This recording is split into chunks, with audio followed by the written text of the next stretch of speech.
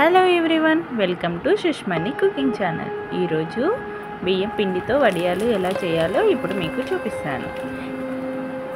ఎంతో ఈజీగా, క్రిస్పీగా, ఎంతో టేస్టీగా ఉండే బియ్యం పిండి వడియాలు ఎలా చేయాలో ఇప్పుడు మీకు చూపిస్తాను.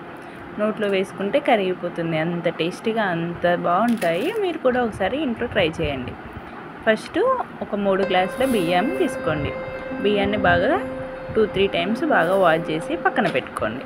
ఒక 3 గ్లాసులకు 1/2 గ్లాస్ సగ్గు బియ్యాన్ని తీసుకొని బాగా వాష్ చేసి వాటిని కొన్ని నీళ్లు పోసి ఇలా పక్కన నానబెట్టుకోండి. నైట్ అంతా వీటిని ఇలా నానబెట్టుకోండి. ఇలా నానిన వాటిని పొద్దున్నే దాంట్లో ఉన్న నీటిని తీసేసి మిక్సీ గిన్నెలో బియ్యాన్ని వేసుకొని కొన్ని వాటర్ని యాడ్ చేసుకొని మెత్తటి పేస్ట్ లాగా గ్రైండ్ చేసుకోండి. ఇలా గ్రైండ్ చేసుకున్న దాన్ని ఇలా జాలి పెట్టుకొని వడబోసుకోండి. దీనివల్ల ఏమన్నా బియ్యం ఏమన్నా మెదగకపోతే దానిపైన ఉండిపోతాయి. ఇలా ఒకసారి వడబోసుకోండి. ఇలా వడబోసుకున్న తర్వాత మనం ఎసరికి బియ్యం పెట్టుకోవాలి. 1 గ్లాస్ బియ్యానికి 10 గ్లాసుల నీళ్ళను యాడ్ చేయండి. ఇలా నేను 3 గ్లాసులు బియ్యాన్ని తీసుకున్నా కాబట్టి నేను 30 గ్లాసుల వాటర్ని యాడ్ చేశాను.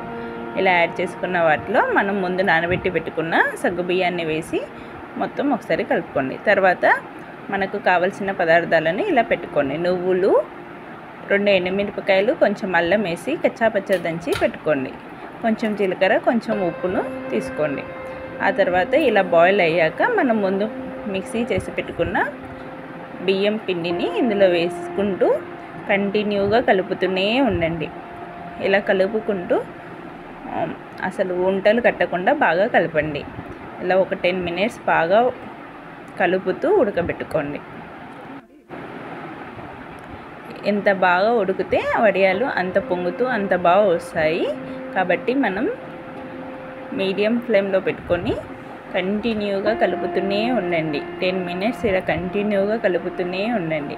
అప్పుడప్పుడు ఇలా చెక్ చేసుకుంటూ ఉండండి. గంజి అనేది బియ్యం నుండి ఇలా బంకలాగా వచ్చే వరకు బాగా ఉడకబెట్టుకోండి.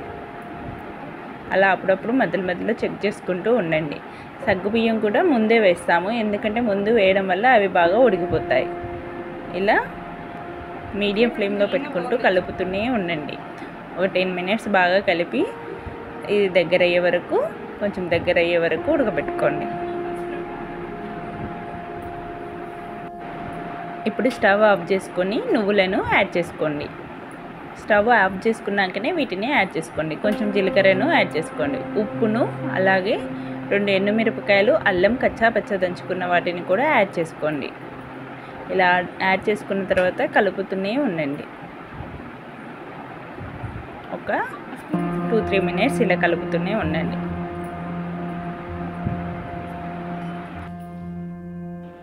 ఇలా అయిపోయాక వీటిని ఒక వేరే గిన్నెలోకి ట్రాన్స్ఫర్ చేసుకోండి. ఎందుకంటే మనకు వడియాలు పెట్టడానికి ఈజీగా ఉండాలి. అంత పెద్ద గిన్నెలో మనం పెట్టుకోలేము కాబట్టి కొంచెం చల్లగా అవ్వడానికి కూడా వేరే గిన్నెలోకి ఇలా షిఫ్ట్ చేసుకోండి. ఇలా షిఫ్ట్ చేసుకున్న వాటిని చిన్న గంటె తీసుకొని ఇలా పూర్తిగా మనం ఒక చాప వేసుకొని దానిపైన ఇలా కాటన్ బట్టలు ఏదైనా ఉంటే వాటిని తడుపుకొని ఇలా చాప మీద పరుచుకోవాలి. అలా పరుచుకున్న వాటిపైన ఇలా చిన్నగా వడియాలు పెట్టుకోండి.